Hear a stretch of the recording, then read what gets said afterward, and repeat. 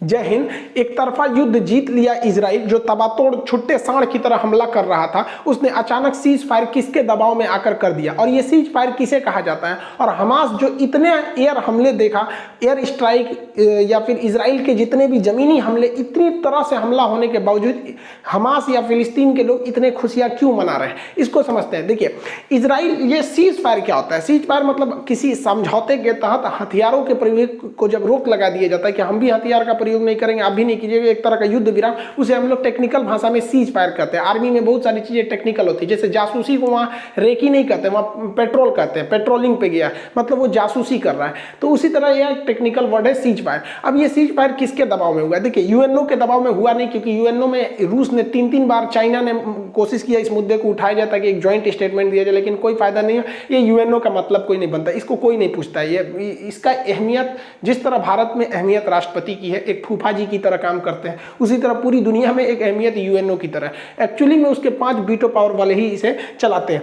अब कुछ लोग का पाकिस्तान, देखिए, पाकिस्तान हमला कर ही नहीं सकता था, क्योंकि पाकिस्तान को पता था कि अगर ये हमला करने के लिए अपनी फौज को भेजते फिलिस्तीन को बचाने के लिए, तो भारत इधर कर देता उसको पीओके पर हमला करने के लिए, क्योंकि भैया हमको तो मौका मिल जाता। लेकिन ये लोग यूएनओ में, इनके विदेश मंत्री गए, थोड़ा सा भाषण दिए कि अमेरिका वगैरह हमेशा इजराइल का ही साथ देते हैं, हमें प्रोटेक्शन फोर्स बनाना चाहिए वगैरह वगैरह, दुनिया भर का इन्होंने अपनी बात बोला। और इनकी यहाँ तो रैली निकलने लगी थी। इनकी यहाँ पाकिस्तान के कुछ नेता कहते थे कि पाकिस्तान को अपने परमाणु बम को निकालना चाहिए, और एक साथ 2 निकालना चाहिए, एक तो मार दे इजराइल पर, एक तो मार दे भारत पे। अरे भाई साहब, हम लोग क्या किए थे? मतलब मारो तो हम लोग कौन चीज अपना परमाणु बम का लिए रखे हैं, परमाणु बम मारे, इन सब को बातें नहीं करना, इन सब का अलग ही लेवल है। और सऊदी अरब वाले, इन लोग का मतलब कुछ खास डिप्लोमेटिक वो रहा नहीं था।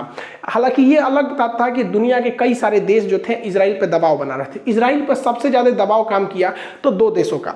ये तैयबुल अर्दोगान इनिशिएटिव जरूर लिए थे तुर्की के, लेकिन इसमें काम किया एक जो बाइडेन ने खुद अपना एक डेलीगेशन भेज रखा था, जो इजराइल में रह के ही उन पर दबाव बना रहा था। क्योंकि अगर इजराइल जो बाइडेन की बात नहीं मानता, तो आपको ही पता है, देखिए, जो बाइडेन की जो पार्टी है, डेमोक्रेटिक पार्टी, ये एक तरह से कहिए तो अरब देशों के साथ इनके मतलब अरब ईरान समर्थित रहते हैं सब। और जो रिपब्लिकन पार्टी थी ट्रम्प की, वो खुलकर इजराइल के साथ रहती थी। तो इनकी पार्टी उतना इजराइल मतलब को उतना फेवर नहीं करती है। हालांकि जब नीतियां बनती हैं तो ऐसा नहीं है कि सरकार चेंज होने से पूरी तरह नीतियां चेंज हो जाती है। देखिए, इजराइल पर 2 ओर से हमला हो रहे थे। गाजा से कर रहा था हमास, और सीरिया से कर रहा था यहाँ पर इस्लामिक जिहाद नामक एक आतंकवादी संगठन। तो ये लोग इधर हमला कर रहे थे, तो सीरिया में रूस के बहुत सारे सैन्य अड्डा है, इसलिए रूस को लगा था कि भैया अगर ये इधर हमला करेगा तो इनके सैनिकों को जवाबी कार्रवाई में अगर ये बम मार के गिरा देते हैं वहां पे, तो युद्ध बड़ा हो सकता है। लेकिन सबसे ज्यादा दबाव बनाया तो मिस्र ने, क्योंकि मिस्र यानी इजिप्ट को पता था कि जितने लोग गाजा से भागेंगे वो इजिप्ट में ही भागेंगे। इवन यहाँ पर हॉस्पिटल वगैरह उनके लिए बनाया गया, रहने खाने का जगह दिया गया, इसलिए सबसे ज्यादा दबाव बनाया तो इजिप्ट ने बनाया। और इजिप्ट की बात, इजिप्ट एक्चुअली क्या है, यहाँ दोनों के बीच में, इजिप्ट और इजराइल के बीच में एक मित्रवत संबंध है, समझौता भी हो चुका है। तो कई दबाव काम किए, लेकिन सबसे ज्यादा अगर कोई दबाव बना रहा था तो इजिप्ट, क्योंकि उसको पता था कि इसी को झेलना पड़ेगा। 11 दिन तक चले इस हमले में 250 से ज्यादा फिलिस्तीन के लोग मारे गए हैं, 1400 से ज्यादा लोग घायल हो गए हैं। हालांकि इजराइल को कंपैरेटिवली बहुत कम क्षति पहुंची है, लेकिन वहां पे भी मासूमों की जान गई है, लगभग 12 लोगों की वहां पे भी जान गई है। लेकिन इस बीच इजराइल ने गाजा पट्टी में घुसकर हमास की तो धज्जी उड़ा दी है अपने एयर स्ट्राइक के द्वारा। हमास के आतंकवादियों की जो पनडुब्बी थी तो उसको इन्होंने ध्वस्त कर दिया। ये पनडुब्बी बहुत बड़ी नहीं थी, ये रिमोट से चलने वाली थी। साथ में इन्होंने ड्रोन भी बना रखा था, ये रिमोट से चलता है, इसलिए ड्रोन का कोई कैमरा नहीं, इसमें बम लगा दो, वहां जाके गिरेगा, ब्लास्ट कर जाएगा। पनडुब्बी उनके किसी जहाज वगैरह से टकरा दो, ब्लास्ट करेगा। एक्चुअली हमास का मेन टारगेट रहता है कि इजराइल को इकोनॉमिकल लॉस कैसे किया जाए, क्योंकि इसके 1 लाख के सामान को बर्बाद करने के लिए, काउंटर करने के लिए इजराइल को करोड़ों खर्च करने पड़ते हैं। यानी दोनों में लगभग 10 से 20 गुने का अंतर रहता है। इस बार के एयर स्ट्राइक में इजराइल ने चुन चुन के गाजा पट्टी में जितने भी हमास के सुरंग थे, ये लोग अंडरग्राउंड सुरंग में भाग जाते थे, छुप जाते थे। तो हमास के जितने भी सुरंग थे, जगह जगह ऐसा हल्का सा गड्ढा रहेगा, इसमें से अगर घुसेंगे तो पूरा अंदर से सुरंग बनाए रहते थे, तो पूरा सुरंग में घुस घुस के मार रहा है सब। और हमास को बहुत ज्यादा क्षति पहुंचाया इजराइल ने। इजराइल का मेन टारगेट था कि गाजा पट्टी पे वहां के इंफ्रास्ट्रक्चर और गाजा पट्टी के वहां पे जो एडमिनिस्ट्रेशन है, साथ ही साथ हमास को आज से 20 साल पीछे ढकेल देना। इसलिए उन्होंने बहुत तगड़ा झटका दिया। उनके जो पावर सप्लाई थे, बिजली सप्लाई वगैरह था, उसको उड़ा दिया इन लोगों ने। साथ ही उनका जो वाटर सप्लाई था उसको काट दिया। और यहाँ जो इजराइल इसराइल के जो टैंक्स थे, तोप थे, वो लगातार इंडस्ट्रियल एरिया में बड़ी बड़ी इंफ्रास्ट्रक्चर बिल्डिंग वगैरह को ढाते जा रहे थे लोग, और इतना ज्यादा तबाही मचा दिया कि इस टूटे हुए इंफ्रास्ट्रक्चर को दोबारा करने में इसे 20 साल से ज्यादा लग जाएंगे। इतना खतरनाक तबाही था कि गूगल इमेज पे भी देखेंगे तो वो इमेज क्लियर नहीं आ रही थी, ब्लर आ रही थी, जबकि हमले से पहले का इमेज एक्चुअली एकदम बढ़िया था। इसमें बहुत सारे मासूमों की भी जान गई। दोनों ओर से भाई युद्ध होगा तो ऐसा हो ही नहीं सकता कि दोनों ओर से जान नहीं जाएगी। इजराइल का कहना था कि हम पूरी तरह से चौपट कर देंगे गाजा पट्टी को, हमास को, तभी हम शांत होंगे, जबकि हमास ने कहा कि भैया हम अब सरेंडर कर रहे हैं, हमको बिच्छी का इलाज नहीं पता था और सांप के बिल में हाथ डाल दिए थे, इसलिए भैया हमको माफ करो। हम तुमसे दो ही शर्त रखते हैं कि जो शेख जर्रा है वहां पे लोग लगभग जो 200 फैमिली है फिलिस्तीनियों की, उन्हें आप जबरदस्ती ना निकालें, और जो अलग सा मस्जिद है इसमें आप सिक्योरिटी यानी सेना वगैरह को ना घुसाएं, हम इतनी बात मान लीजिए तो हम युद्ध विराम कर देते हैं। तो इसने भाई खुलेआम बोल दिया। ये जो छुट्टा साड़ हमारे नेतन्याहू भाई है,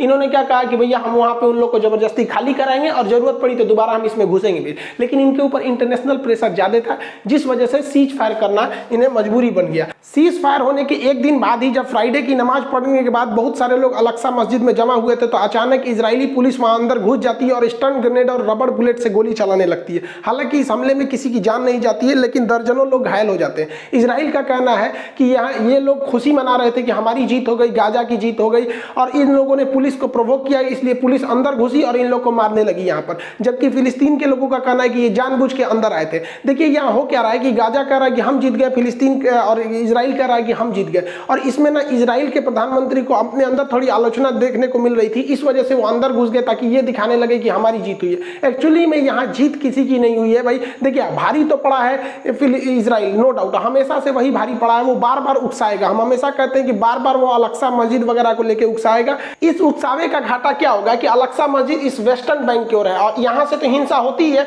यहाँ भी हिंसा होगा, ताकि आने वाले वक्त में इजराइल इनको भी धो सके और इनको भी धो सके। यहाँ पर यूएनओ को करना चाहिए कि प्रॉपर वहां पर एक इंटेलिजेंस को इकट्ठा करे, वहां पर प्रॉपर सिक्योरिटी रखे, ताकि पता चले कि गलती किसकी है, वरना गलती किसी की भी रही दोनों ओर से जान जाती है, और इसमें मासूम लोग मरते हैं लोग दोनों ओर से। देखिए आर्मी और आतंकवादी इन लोग की लड़ाई तक में जहां तक सीमित होती है, बट यहाँ इतनी डेंस पॉपुलेशन है कि निहत्ते लोगों की भी जान चली जाती है। और इसके इतने होने के बावजूद ये लोग खुशी क्यों मना रहे हैं? इनका कहना, हमास का और फिलिस्तीन के लोगों का कहना है ये लोग घर से निकल गए, अपने टूटा फूटा जहां पे धज्जी उड़ा दिया था बम से ना, वहां पे ये लोग खुशी मना रहे हैं। रीजन समझिए क्या, हिटलर की एक पुरानी कहावत याद होगा कि किसी को इतना ना निचोड़ दो, इतना ना बर्बाद कर दो कि जिंदा रहने को ही वो अपना विकास और खुशनसीबी समझे। तो इजराइल ने भी यही किया, इतना ना कूचा है कि ये लोग जिंदा रहने पे ही खुशी मनाते कि चलो भैया हमला तो नहीं हो रहा है। क्यों? रीजन समझिए, इजराइल के यहूदियों को सबसे बुरी तरह से किसने कूचा था?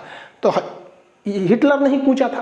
तो हिटलर ने जिस सिद्धांत के तहत यहूदियों को कूचा, तो ये वही सिद्धांत कूच दिए सब फिलिस्तीनियों पे। क्योंकि आइंस्टीन ने क्या कहा था, ऊर्जा संरक्षित नहीं, ऊर्जा ना तो उत्पन्न हो सकती है ना तो नष्ट की जा सकती है, इसे एक रूप से दूसरे रूप में बदला जा सकता है। तो हिटलर ने इनको कूचा, ये कूच रहे हैं फिलिस्तीन वालों को। एक्चुअली में ये लोग खुशी क्यों मना रहे हैं? देखिए नेतन्याहू ने कह दिया था कि हम लोग गाजा पट्टी को पूरी तरह से कब्जा कर लेंगे, और इनको डर हो गया था हमास वाले को कि अगर ये गाजा पट्टी को कब्जा कर लिया तो 57 के 57 मुस्लिम देश इन्हें नहीं रोक सकते हैं। क्योंकि इजराइल का पुराना इतिहास रहा है कि वो 6 डे वार में 1967 के पास 60 के दशक में उसने एक साथ 7 देशों को हरा दिया था, पूरी मुस्लिम कंट्री के 7 देशों को। अब 2021 में इसने OIC जो इस्लामिक कंट्री है उनके 57 देशों को घुटने पर टिका दिया। तो इससे लड़ना इन लोग के पास बहुत मुश्किल है, ये नहीं जीत पाएंगे। लेकिन बावजूद इन्होंने सीज फायर किया जब इजराइल ने, तो इन लोग खुशी मनाने लगे कि भैया हमारा गाजा बच गया। लेकिन उसने कहा है कि हम दोबारा हमला कर देंगे अगर हमारे ऊपर हुआ हमला तो। बेंजामिन नेतन्याहू की सरकार तो अभी खुद ही बहुमत की सरकार नहीं है, उनके गठबंधन की सरकार है।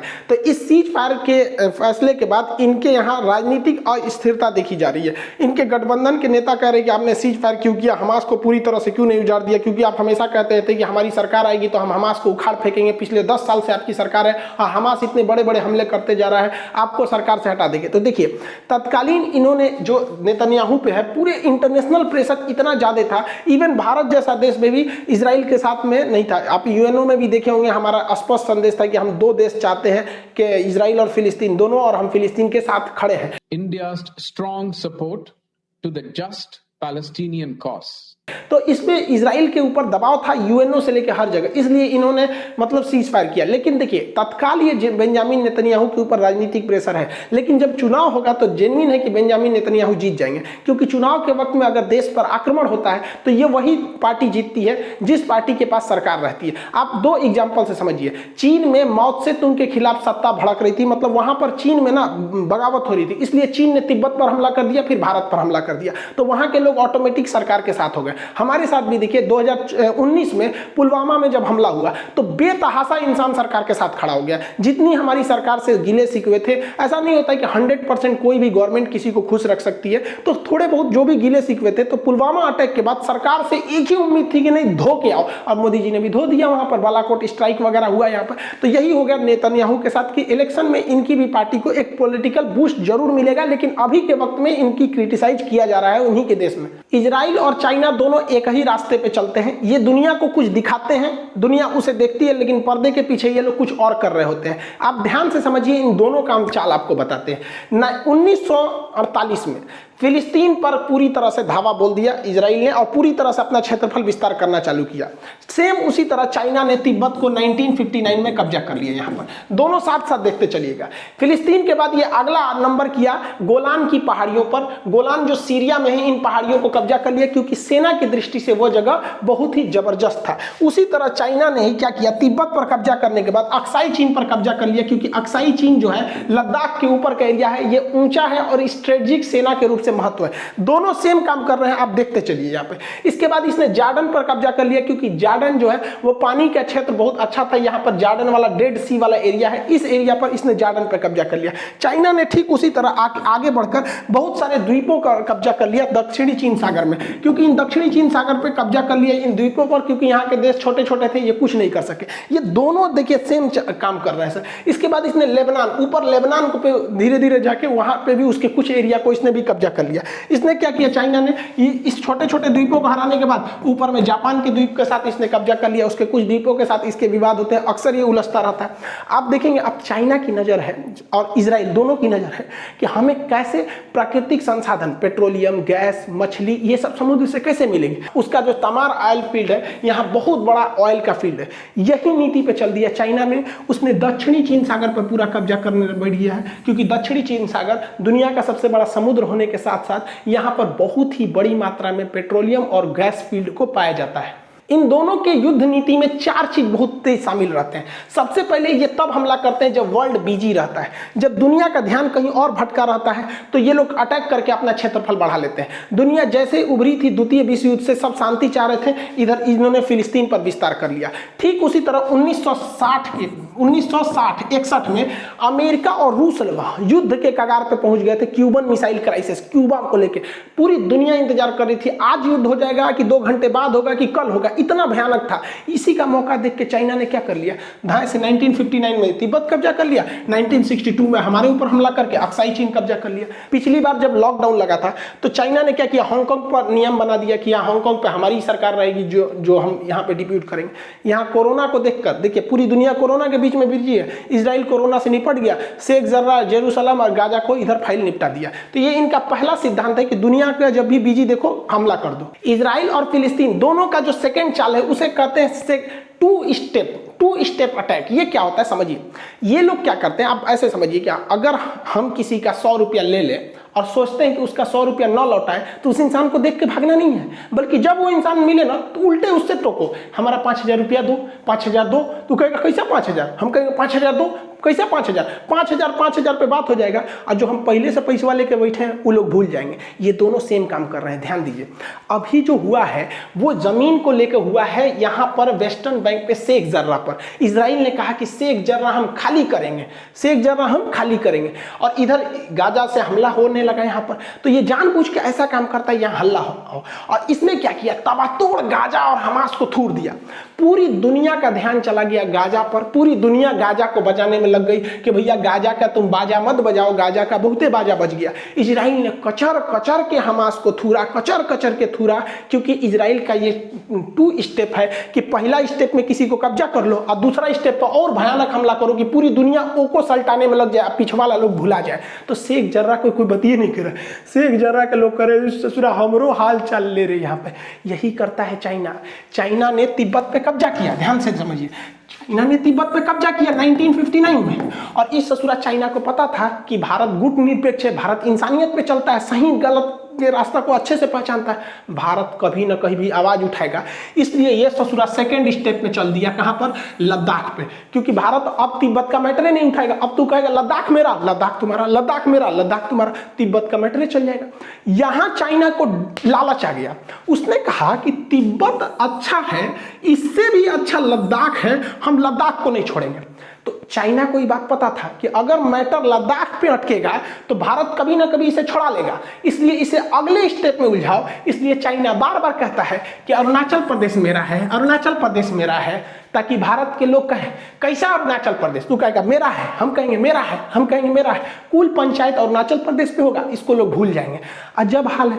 भारत सरकार को कहना चाहिए ससुरा बीजिंग हमारा है, तो बाप का नहीं है, क्योंकि यहाँ पे है चीन की दीवार। अब भारत सरकार को कहना चाहिए हमारे नक्शा के हिसाब से चीन की दीवार के उधर ना चाइना है, इधर तो है ये नहीं है। सोचिए आपको कुत्ता की तरह बोलिए। इनका तीसरा प्लान जो होता है वो होता है फ्यूचर अटैक का फियर दिखाना, भविष्य में और भयानक हमला करने का डर दिखा देना। तो इजराइल गाजा को धोया और इतना धोया, उसके बाद कहता है कि अभी मेरा ग्रेटर इजराइल बनाना है, अभी हम मिस्र से जमीन छीनेंगे, जॉर्डन से छीनेंगे, कुवैत से, सऊदी अरब से, सीरिया से, लेबनान से, इन सब से छीनेंगे। मतलब ये क्या करता है, किसी मरे हुए को इतना भयानक मारो, इतना मारो और सबको दहशत फैला दो कि कोई मेरे खिलाफ आवाज उठाए तो यही होगा। फिल्म में क्या होता है, एक गुंडा आता है, किसी ठेला वाले को पकड़ेगा, किसी कमजोर को पकड़ेगा, भयानक मारेगा, सरेआम गोली मार देगा, कहेगा मेरे खिलाफ किसी ने आवाज उठाया तो सही यही होगा। मतलब वो एक को मार रहा है और 10 को डर दिखा रहा है। यही सेम नीति अपनाता है चाइना। यहां तो आपने इजराइल को देख लिया कि कब्जा किया, उसके बाद और डरा रहा है। इसने क्या किया, तिब्बत पर कब्जा किया। पहली बात तो तिब्बत पर कब्जे किया, उसने कहा कि तिब्बत अभी हथेली है, तिब्बत अभी हथेली है, अभी इसकी 5 उंगलियां और लाएंगे, 5 उंगलियां और लाएंगे। एक उंगली है लद्दाख, दूसरी उंगली है नेपाल, तीसरी उंगली है सिक्किम, चौथी उंगली है भूटान और 5वीं उंगली है अरुणाचल प्रदेश। मतलब पहले पूछेंगे, कब्जा कर लेंगे, अभी और डराएंगे। अरे नेपाल वाला केपी शर्मा ओली, इसको लगता है कि चाइना नेपाल का साथ दे रहा है, अरे तू फिंगर में आ रहा है, दूसरा नंबर तू ही फिंगर है। यहाँ पर चाइना और इजराइल दोनों को पता है कि कुछ लोग उन्हें लाइक करेंगे वो कितनों गलत काम कर दे, और कुछ लोग उन्हें लाइक नहीं करेंगे चाहे वो कितना भी भलाई कर दे। आप ऐसे समझिए, आप अगर देखिएगा न्यूट्रल होके, तो जो नीति इजराइल अपना रहा है वही नीति कौन अपना रहा है, चाइना अपना रहा है। लेकिन जो लोग इजराइल के काम का विरोध कर रहे हैं, जैसे पाकिस्तान कह रहा है कि वहां पर जुल्म हो रहा है, जो इजराइल का विरोध कर रहा है वही ससुरा चाइना का साथ दे रहा है। कह रहा है नहीं चाइना ठीक है, पाकिस्तान क्या कहता है इजराइल गलत है लेकिन चाइना ठीक है। देख रहे हैं, कमवा दोनों एक है। इनको पता है कि जो मेरा साथ देगा वो साथ ही देगा, और जो देखिए जो इजराइल का साथ दे रहा है, जैसे बहुत सारे लोग कह रहे हैं इजराइल ने सही किया, वही लोग कहेंगे कि चाइना ने गलत किया, जबकि काम दोनों का सेम है। तो यही गड़बड़ हो जाता है। अमेरिका कहता है कि इजराइल को अपनी रक्षा करने का अधिकार इसलिए धो दो, और वही अमेरिका कहता है कि चाइना जापान पर हमला मत करो क्योंकि मेरा साथी है। तो इन्हें पता है कि दुनिया एक गुट में बन चुकी है, और रियलिटी है कि जियोपॉलिटिक्स में यानी इंटरनेशनल रिलेशन में यहाँ केवल और केवल हमारा फायदा, हमारा बिजनेस सही होना चाहिए। भाड़ में गया इंसानियत। क्या कोई मुस्लिम कंट्री कहेगा कि यहाँ पर अजरबैजान ने आर्मेनिया पर जुल्म करके नागोर्नो कराबाख को घर में घुस घुस के मारा है? क्या अभी भी अजरबैजान आर्मेनिया पर हमला करते जा रहा है? क्या कोई कहेगा? नहीं, क्योंकि यहाँ मुस्लिम देश है यहाँ पे, और वहाँ पे अगर इजराइल मार रहा है तो गलत है, अजरबैजान मारा तो ठीक है यहाँ पर। और अजरबैजान को बचाने कौन आया? देखिए इजराइल जो है, ये अजरबैजान है, इसको तुर्की ने हथियार दिया, और इसी अजरबैजान को इजराइल ने भी हथियार दिया यहाँ पर, और ये कोई नहीं बचा पाया इस आर्मेनिया को। इसलिए यह दिखाता है कि इस दुनिया में अगर आपको रहना है तो खुद शक्तिशाली बन के रहिए, वरना लोग कूच देंगे। इजराइल ने इसी सिद्धांत को समझा, उसने कहा भाड़ में में गया, इंटरनेशनल रिलेशन में कहीं कोई सही गलत नहीं होता है, हमारा फायदा है इसलिए खुद को शक्तिशाली बनो। इस रूप में इजरायली जब हिटलर मार रहा था तो वो फिलिस्तीन की ओर आए थे, वहां पर उस जगह पर जेरूशलम की ओर आए थे, क्योंकि इनका जो जेरूशलम है इनके धार्मिक हिसाब से यही उनका पूर्व जगह है, यहाँ पर ये लोग आए थे और धीरे धीरे पढ़ाई लिखाई शिक्षा करके इतना आगे चले गए जो आज दुनिया में किसी की बात नहीं सुनते हैं, दोनों देश नहीं सुनते हैं, ना चाइना सुनता है ना इजराइल सुनता है, क्योंकि इजराइल को सोचिए, इजराइल यहाँ रहने का जगह नहीं था और चाइना को एशिया का मरीज कहा जाता था। इन्होंने शिक्षा, औद्योगिकरण और भ्रष्टाचार को कम किया और इतने तेज आगे बढ़े जिसका कोई हद नहीं, और आज ये डोमिनेट कर रहे हैं यहाँ पर। और हम भारत वाले देखिए, ये 1948 में ये देश बना था, इनको पता भी नहीं था कि इनके देश का नाम इजराइल होगा, अचानक इनके दिमाग में आया 1948 में। और हम 1947 में आजाद हो गए थे भाई साहब, बने नहीं थे, पूरी दुनिया में पहली हम लोग बने थे। पूरी दुनिया की सबसे बेहतरीन औद्योगिक और नगरीय सभ्यता हमारी सिंधु सभ्यता थी, हमसे पुरानी मेसोपोटामिया थी लेकिन वो देहाती सभ्यता थी, ग्रामीण थी, और हम लोग सबसे शहरी सभ्यता थी। और आज 1947 से लेकर 2021 तक में आज देखिए ना, हम लोग, हमारा जियोपॉलिटिक्स, हमारे रिलेशन डिपेंड करते हैं कि हमें कौन चीज घटल है। हम रूस से दुश्मनी नहीं ले सकते हैं क्यों, हमें हथियार कौन देगा। हम अमेरिका से दुश्मनी नहीं ले सकते हैं, अपाची हेलीकॉप्टर कौन देगा। हम फ्रांस को खुश रखना चाहते हैं क्योंकि राफेल कौन देगा। हमारे देश में देखिए क्या सेंटीमेंट बन रहा है। 1861 में लॉर्ड मैकाले ने हमारी शिक्षा व्यवस्था को इस कदर बर्बाद किया कि हम लोग को इस तरह से ढाला कि हम वो देख ही नहीं सकते हैं जो हमारे सामने छुपाया जाता है। बस वही चीज देखा, हम लोग खुश होते हैं, राफेल आया, राफेल आया। अरे आपने सोचा हमारे 47 में आजादी के बाद जो देश बना वो कितना आगे निकल गया। हमें रडार खरीदना है तो इजराइल से, हम लोग अपनी रक्षा जरूरतों को दूसरे देश पर डिपेंड होता है। लेकिन हम और आपके अपने आप से सवाल पूछ सकते हैं कि आज के वक्त में भी जब गलवान में चाइना घुस जाता है तो कोरोना के बीच में राजनाथ सिंह चले जाते हैं रूस में, कहते हैं कि MiG-21 दे दीजिएगा। भारत फोन लगाता है रूस के पास कि S-400 मिसाइल दे दीजिएगा, जबकि इजराइल को देखिए आयरन डोम से धो देता है दिवाली की रॉकेट की तरह। लेकिन हम लोग क्या करेंगे भाई साहब, अजीब स्थिति में हम लोग हैं। अब इजराइल को देखिए हर चीज में डिपेंडेंट है, उसके हथियार, उसके यहाँ पर एयर डिफेंस सिस्टम, उसका टैंक, हेलीकॉप्टर, कमांडो, हर चीज एकदम खतरनाक है। और हम लोग अभी भी मतलब क्या डिपेंडेंट है। हमारी सेना जो है ना वो लड़ती है तो अपनी बहादुरी से, वरना हथियार तो विदेशी है वहां पर। अगर हमारे हथियार आ जाए और हम डिपेंडेंट हो जाए तो पूरी दुनिया में जो चाइना कहता है ना, अक्साई चीन मेरा है, अरुणाचल प्रदेश मेरा है, और POK पाकिस्तान कहता है मेरा है, बस हमारे हथियार वो हो जाए, वरना हमारे फौजियों का जो हौसला है वो बेचारे हथियार से कहाँ लड़ते हैं, अपने कलेजा जिगर के दम पर वो लड़ते हैं। वरना हथियार तो उनको पता है विदेश वाला है, सप्लाई रोक दिया तो क्या करेंगे। आज हर मायने में इजराइल डेवलप हो गया, चाहे वो एनर्जी सेक्टर में हो या फिर वो किसी भी एग्रीकल्चर में हो, इंटरनेशनल रिलेशन में, कोई उस पर दबाव काम नहीं कर रहा है। और हम लोग के ऊपर आज भी विदेशी लोग का दबाव रहता है क्योंकि हमें डिपेंड ही नहीं है। चाइना से इतना हमला हुआ लेकिन हम चाइना से सामान नहीं रोक पाए। हमारे यहाँ एक ही चीज में डिपेंडेंसी है, नेतागिरी में। कोई नेता विदेश से नहीं जाता है सलाह लेने, हमको चुनाव जीतने में मदद कीजिए। ये लोग आत्मनिर्भर है, यही इसी में तो डेवलपमेंट हुआ है। सोच रहे यहाँ पर कभी सोचे कि हम लोगों ने चुनाव कराने के लिए बैलेट अमेरिका से मंगाए हैं, पर्चा मंगाए हैं जापान से, ये सब यहीं पे बनेगा, पर्चा साटने के लिए, झंडा लड़ाने के लिए, ऐसे ऐसे ये सब टेक्निक। और इजराइल डेवलप होता गया। हम लोग क्या है कि हम लोग की जो शिक्षा व्यवस्था को लॉर्ड मैकाले ने इस तरह से चौपट किया ना कि हम लोग को मतलब सही गलत क्या, मतलब जहां जो मैटर हुआ, जैसे इजराइल फिलिस्तीन में हुआ, सब लोग देखने लगे इजराइल गलत है फिलिस्तीन, भैया इसका अन्य जगह पे क्या इफेक्ट पड़ेगा। और रियल में देखिए, अगर हम लोग आत्मनिर्भर होते तो बहुत से जगह पे हम लोग को अपना सर झुका के रहना पड़ता है क्योंकि कहीं वो नाराज ना हो जाए। और इजराइल जैसा छोटा देश पूरी दुनिया को ललकार के कहता है कि मैं घूस के मारेंगे ओके घर में। इजराइल कितना छोटा है, आप अंदाजा लगाइए कि इजराइल की जो जनसंख्या है, नेट पे सर्च करिएगा, इजराइल की जनसंख्या 9 मिलियन है और उससे ज्यादा हमारे सब्सक्राइबर हैं सब। सोचिए नेतन्याहू भाई, इनको क्या कहें हम यहाँ पर, बताइए। इतना छोटा देश इतना ज्यादा डेवलप है। ये डेवलप इसीलिए है क्योंकि इन्हें अपनी कमी का एहसास है और उसे सुधारते भी हैं। और हम लोग के साथ प्रॉब्लम क्या, अगर कोई कह दिया ना कि हम लोग में थोड़ा डेवलपमेंट पीछे, तो लोग कहते हैं सोचा क्या, कैसे बात करता, हम कहाँ पीछे हैं, हम इससे आगे, उससे। अजीब हाल है यार। आप खुद को सुधारिए, सही और गलत को पहचानिए। हम क्या है कि भाई हम कुछ जो रियलिटी हम बोल देते हैं। अब कुछ फिलिस्तीन के समर्थक हैं, उन्हें वो सोचते हैं कि हम सर फिलिस्तीन के बारे में बोलेंगे, और जो इजराइल के मूड में बनाए हैं उनको लगता है कि हम इजराइल का, भैया जो रियलिटी हम वही बताते हैं। इसी चक्कर में सचुरा हमारे ऊपर 2019 में ना 8 गो बम मारे था हमारे ऊपर, भयानक वाला।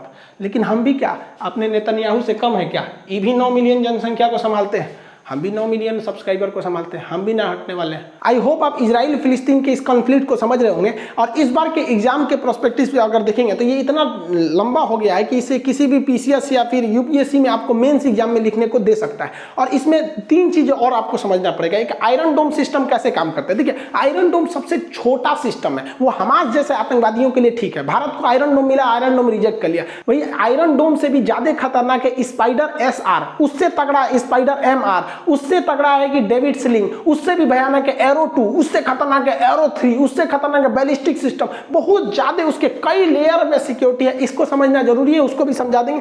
दूसरा कि ये जो यहूदी हैं और जो मुस्लिम हैं, इनकी कुछ चीजें कॉमन मैच करती है। जैसे यहूदी हो गए, ईसाई हो गए और मुस्लिम हो गए, ये तीनों इब्राहिम को मानते हैं सर। इसलिए आप देखे होंगे इजराइल और अरब के बीच में जो समझौता हुआ था उसका नाम भी था इब्राहिम अकॉर्ड। तो एक इसको समझना जरूरी है, क्योंकि यहां पर जो अल-अक्सा मस्जिद है, देखिए ये अल-अक्सा मस्जिद है और ये डोम ऑफ रॉक है। अब ये जो कहते हैं ये वेस्टर्न वॉल है, इजराइल कहता है कि भैया हम यहां पर, ये मेरी मंदिर थी, मतलब इनका जो सोलोमन टेम्पल था। तो सोलोमन को इजराइल वाले भी कहते हैं और मुसलमान भी कहते हैं कि सुलेमान। तो मुसलमान उन्हें सुलेमान अलैहिस्सलाम कहते हैं, ये उन्हें कहते हैं सोलोमन टेम्पल कहते हैं। अब इनमें काफी विवाद है। तो अल-अक्सा के बारे में पढ़ेंगे कि भैया ये क्यों इतना फेमस हो गया। आयरन डोम के बारे में और थोड़ा इनके पुराने एंसेस्टर्स के बारे में हम लोग समझेंगे। आई होप आप इसे समझे होंगे। मिलेंगे नेक्स्ट क्लास में। जय हिंद।